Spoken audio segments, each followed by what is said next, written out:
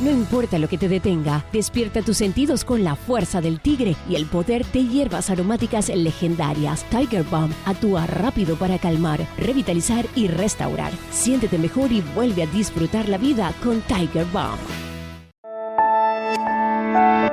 Ser Podcast.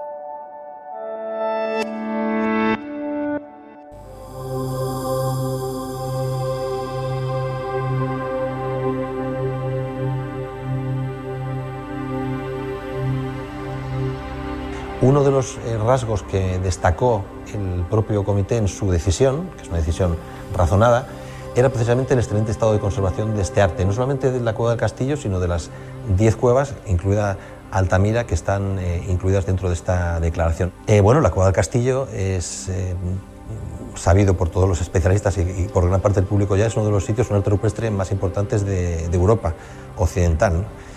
Y cabe decir del arte parietal paleolítico mundial. Y lo es por dos circunstancias fundamentales. Primero, por la enorme cantidad de representaciones que alberga la cueva. La cueva alberga, por los últimos recuentos realizados por el profesor Magren, más de 3.000 unidades gráficas, y esto nos da una idea del número enorme de pinturas, de grabados y de otro tipo de manifestaciones parietales. Y además son representaciones parietales que se distribuyen a lo largo de toda la cueva.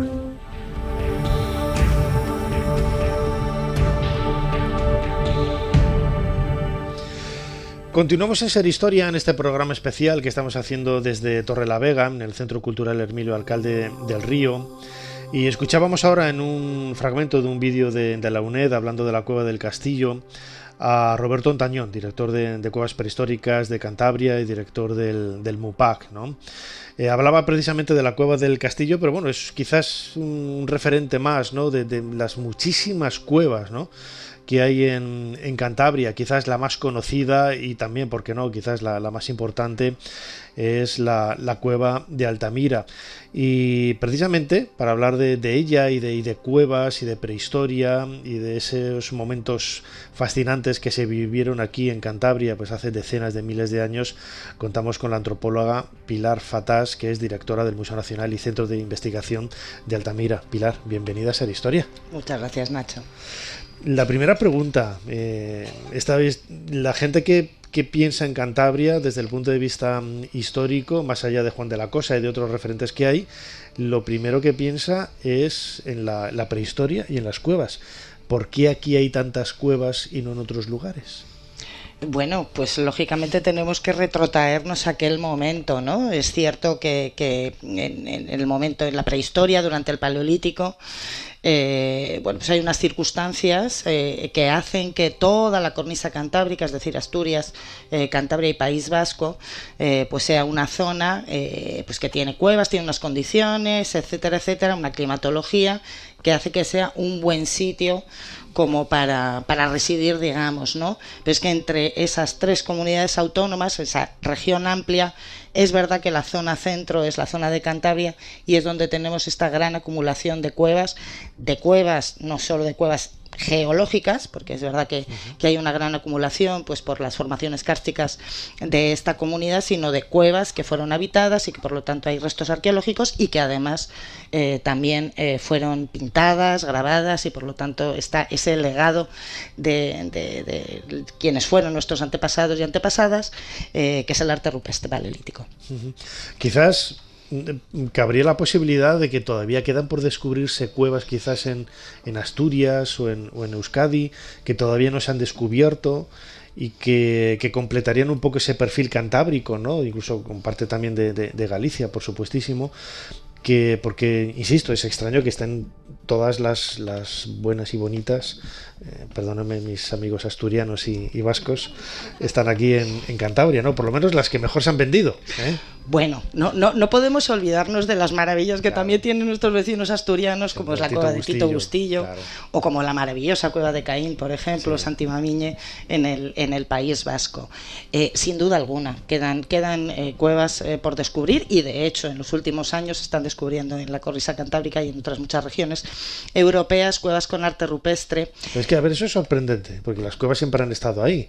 Sí. ¿Cómo es que aparecen de pronto? Bueno, no es que aparezcan de pronto, a ver, es que estos grandes santuarios, como puede ser los que acabamos de nombrar, Tito, Bustillo, Altamira, Castillo, Ecaín, por ejemplo, etcétera, es muy posible que no vuelvan a aparecer una de estas grandes cuevas, ¿no? Pero lo que está apareciendo en estos últimos años, pues son cuevas que tienen restos de arte rupestre que quizás pues son grabados, por ejemplo, muy finos, o que sus pinturas están muy desvaídas y que por lo tanto en una cueva que se pensaba que no había arte rupestre, ahora pues hay incluso muchas personas del mundo de la espeleología que van con otros ojos y entonces lo están encontrando, y por eso pues está incrementando la nómina de cuevas con arte rupestre. Claro, claro. Has dado un poco en la clave, ¿no?, de una de las preguntas que yo quería hacer. Estas cuevas tenían parte de zona habitacional y parte de santuario, ¿no? Son en el mismo lugar. Luego hablaremos, ¿no?, de qué temporada se usaban, si era la cueva de verano para ir de vacaciones y esas cosas, ¿no? Bromas aparte. Pero sí que es cierto que estas cuevas tienen varias zonas, ¿no? Quizás las zonas más internas, las más sensibles, ¿no?, quizás a esa percepción, ¿no?, del mundo intrascendente, son las que se vinculan a los santuarios, y la parte más cercana al exterior es donde se dedicaba a la vida cotidiana, ¿no? Bueno, pues en términos generales digamos que sí, pero es verdad que en los últimos años la investigación ha hecho que este esquema varíe mucho.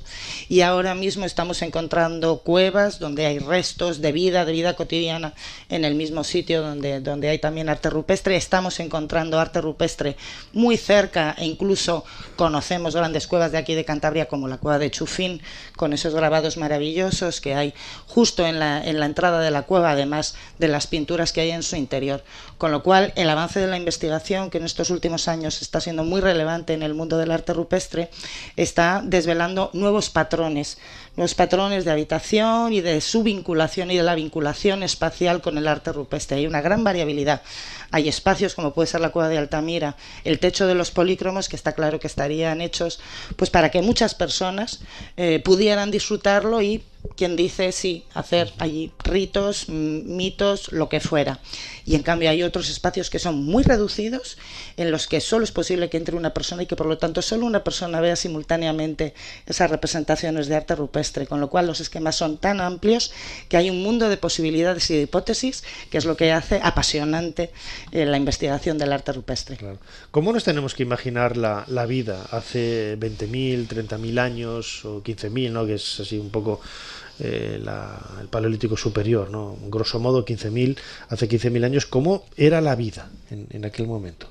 Bueno, pues entendemos que la vida estaría dedicada pues a abastecerse de lo que necesitaban para vivir, ir a buscar agua, de salir a cazar, de por supuesto salir a recolectar frutas, frutos, de ir al río a pescar, a marisquear, de estar conversando en torno a un fuego, es decir, socializando, que esto es algo que parece que siempre se nos olvida, de estar descansando, de estar cuidando a los ancianos, estar cuidando a los pequeños, y alguien especial pues posiblemente realizando el arte rupestre en estas mismas cuevas. Claro, porque es muy difícil, ¿no?, interpretar, lo hemos explicado aquí muchísimas veces en Ser Historia, cuál es la diferencia que hay entre prehistoria y la historia. Bueno, pues la prehistoria es cuando no hay escritura. ¿Cuándo nace la historia? Cuando empieza a haber escritura, ¿no? Y en la prehistoria, como es lógico, no hay escritura. Sin embargo, hay incluso algunos investigadores, ¿no?, que han avanzado la posibilidad de que esas representaciones de animales, de mamíferos, puedan crear una serie de códigos que fueran interpretados, ¿no?, por las personas de aquella época, y que los pudieran leer, entre comillas, ¿no?, que no deja de ser, pues igual que ves ahora el escudo de España, el escudo de Torrelavega. Tú sabes, ¿no?, lo que te está transmitiendo ese mensaje que hay ahí. Es un mensaje visual, no hace falta que sean letras, no es una imagen que tú interpretas en el cerebro y ya sabes a qué se está refiriendo, ¿no? Es muy complicado, ¿no?, meterse en la cabeza de un hombre, de una mujer, de hace casi 30.000 años o 25.000 años, porque en el fondo son personas como nosotros, no eran brutotes con pelo así, bueno, no había peluquerías, llevaban el pelo como podían, pero exactamente como nos están viendo a Pilar y a mí ahora, exactamente iguales, y hablarían exactamente igual y se gesticularían exactamente igual, no eran tontos, no eran, bueno, pues eran igual de tontos que podíamos ser nosotros, ¿no? Pero ese tipo de lenguaje a través de las pinturas es muy difícil de interpretar, ¿no? Bueno, yo diría que ahora mismo es imposible. Creo que sí que todos hayamos llegado a un consenso de que efectivamente es un medio de comunicación, ¿no? El arte rupestre no son unos paisajistas, ¿vale? Que decoran el sitio en el que viven o las cuevas en las que están o pasan por allí, ni muchísimo menos. Es decir, estudiando la temática que ellos representan, pues vemos la importancia, la relevancia que le dan a los animales, pero no a todos los animales. Es decir, hay una selección intencionada de los animales que representan.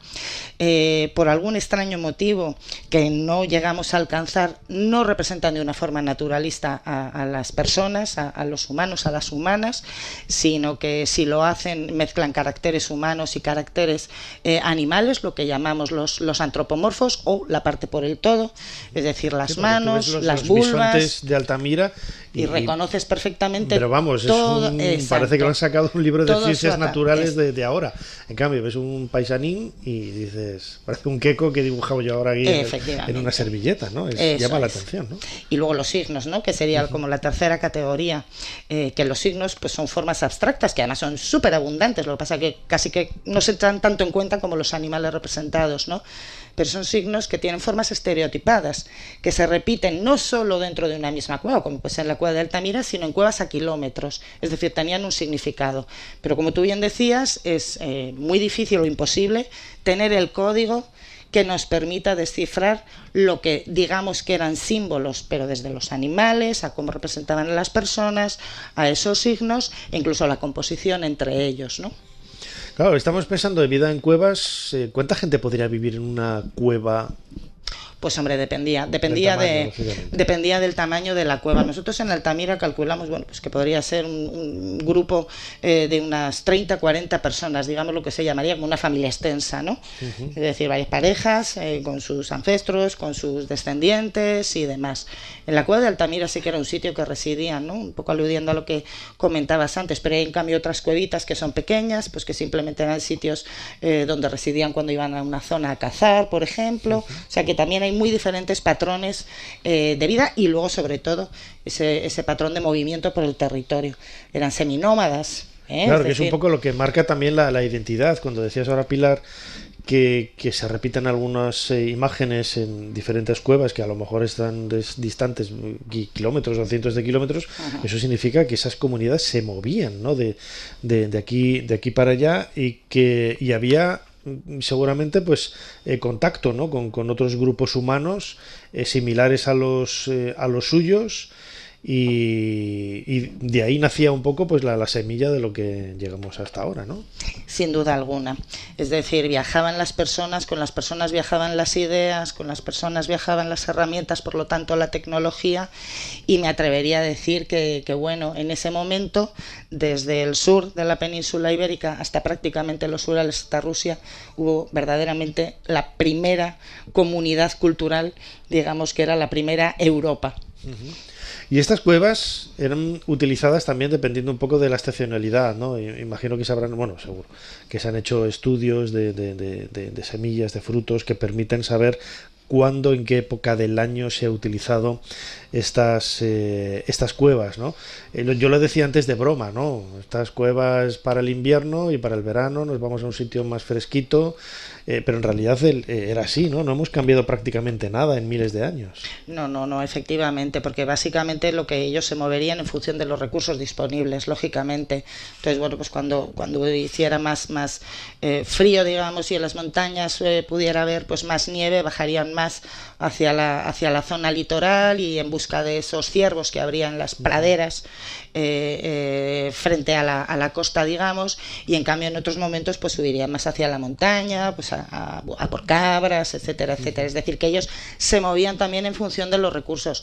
Hay que decir que las personas del Paleolítico todo les proveía la naturaleza y bueno, pues fueron los primeros sostenibles, ¿no? Porque sabían cómo tenían que utilizar los recursos sin agotarlos, porque si los agotaban, pues al año siguiente no iban a tener ya los recursos necesarios para continuar viviendo. Uh-huh. Es curioso, ¿no? Antes mencionaba yo el mundo de las fechas, ¿no? Yo recuerdo que cuando estudié prehistoria e historia antigua en la Universidad de Valladolid, que a mí me dio clase en primero Julio Manzano, ya tristemente fallecido, un profesor extraordinario, al hablar de Paleolítico superior, grosso modo, hace 15.000 años. Y claro, hablar de estas cuevas hace 15.000 años, yo recuerdo una de las últimas entrevistas que hice con José Antonio Las Heras, tristemente fallecido también, director del Museo de la Cueva de Altamira. Fue cuando salió toda esa revolución, ¿no?, de las cronologías, que donde antes se decía que eran 13.000, 15.000 años, ahora se retrasa casi hasta los 40.000, 35.000, 36.000 años, ¿no? Que eso abre de una forma extraordinaria el espectro de la investigación, pero también la complejidad, ¿no?, del estudio de los grupos humanos que había ahí. Absolutamente, es decir, por eso te decía que en los últimos años estamos viviendo un avance en la investigación del arte rupestre en muchos campos, que está haciendo, bueno, pues muy interesante y que cambia mucho el esquema de lo que tanto tú como yo estudiamos en su momento en la universidad. Mira, por ponerte solo un ejemplo, con esta aplicación de estas nuevas tecnologías que permiten datar los pigmentos rojos, que son pigmentos minerales y que no contienen carbón, por tanto no se pueden datar con carbono 14, por ponerte un solo ejemplo, todos tenemos en la mente el techo de los polícromos. En el techo de los polícromos de la Cueva de Altamira actualmente el signo más antiguo está datado en más de 35.000 años y las últimas figuras antes del derrumbe de esa gran boca están datadas en hace unos 14.000 o 15.000 años. Es decir, que solo en ese espacio de 150 metros cuadrados de superficie de techo tenemos 20.000 años de arte de nuestros antepasados, nuestras antepasadas, de arte rupestre paleolítico. Por eso Altamira es tan relevante, porque es que es una monografía sobre el arte rupestre paleolítico, desde las primeras figuras de los primeros grupos humanos hasta prácticamente los últimos. Y yo creo que, bueno, aquí los franceses quizás dirían otra cosa, ¿no? Pero yo creo que Altamira, al final, Marcelino Sáenz de Sautuola se salió con la suya, ¿no? Le reconocieron también que se habían equivocado con este pobre hombre, pero yo creo que no tiene parangón, ¿no? Como un enclave en la investigación prehistórica, la Cueva de Altamira. No tiene parangón, incluso hoy los franceses lo reconocen, incluso, que no tiene parangón. Sí, bueno. Con boca pequeña, pero lo tienen que reconocer. A ver, es que Marcelino Sáenz de Sautuola verdaderamente fue su descubrimiento científico de la Cueva de Altamira fue un hito para la prehistoria. Estamos hablando de un momento en que precisamente estaban pensando en que nosotros en época paleolítica éramos esos brutotes, sí, que solo éramos capaces de tallar unos objetos con las piedras, con el sílex y los huesos y el asta, ¿no? Nadie pensaba en ese momento que con nuestras mismas capacidades éramos capaces de hacer una obra de arte como la Cueva de Altamira. Y eso fue pues una revolución, porque es cuando se empezó a pensar en los humanos del Paleolítico de una manera diferente. Empezó a pensarse en el comportamiento simbólico de nosotros en aquel momento, ¿no? Y eso fue un cambio radical en la disciplina y desde entonces pues hasta ahora, y por lo tanto bueno, hay que reconocerle a Marcelino eso, porque además en un mundo en el que no tenía ninguna referencia, él fue capaz de con los datos que obtuvo de su visita a la cueva hacer un análisis certero, de identificar el animal que estaba allí representado, de ponerlo en relación con el material arqueológico que sí había encontrado en la boca de la cueva, incluso colorantes, es decir, mineral de hierro, los carbones, etcétera, etcétera. Es decir, hizo un análisis muy minucioso que se puede leer en ese breves apuntes sobre algunos objetos prehistóricos de la provincia de Santander, que es una delicia. Fantástico, yo tengo es el una delicia, efectivamente, delicioso. Yo lo recomiendo, pues es delicioso cómo habla, y además es que les otorga esa capacidad artística, ¿no? Y es muy interesante, y eso es innegable, que fue, bueno, pues surgió de la mentalidad de Marcelino Sáenz de Sautuola, y todo el mundo de la arqueología y los investigadores del arte rupestre, no solo los franceses, sino de todo el mundo, se lo reconocen. Desde luego, Altamira, la figura de Sautuola fue un antes y un después, ¿no? En la historia de la arqueología y en la historia de la prehistoria, ¿no? Un mundo en el que siempre bueno, pues también por algunas viñetas, el mundo del humor, del cine, ¿no? Hemos pensado en esa brutalidad, en esa idiotez de los hombres y de las mujeres prehistóricos, pero yo siempre pongo el mismo ejemplo, ¿no? O sea, a un tío del Paleolítico le das un móvil, se puede sorprender al principio, pero a los 5 minutos te sabe abrir y llamar por teléfono y todo. En cambio, a nosotros nos ponen hace 20.000 años en una cueva y duramos 2 días, ¿eh? Duramos 2 días, pero duramos 2 días. Así que, desde luego, eran igual que nosotros, pero yo creo que mucho más listos. Desde luego que sí. Pilar Fatás, directora del Museo Nacional y Centro de Investigación de Altamira, antropóloga, muchísimas gracias una vez más por habernos ayudado a hacer un poquito más de historia. Muy bien, muchísimas gracias, Nacho, ha sido un placer, de verdad. Gracias. Suscríbete a Ser Historia. Todos los episodios y contenidos adicionales en la app de Cadena Ser y en nuestros canales de Apple Podcast, Spotify, iVoox, Google Podcast y YouTube. Escúchanos en directo en la Ser los domingos a la 1:30 de la madrugada. Cadena Ser. La radio. No importa lo que te detenga, despierta tus sentidos con la fuerza del tigre y el poder de hierbas aromáticas legendarias. Tiger Balm actúa rápido para calmar, revitalizar y restaurar. Siéntete mejor y vuelve a disfrutar la vida con Tiger Balm.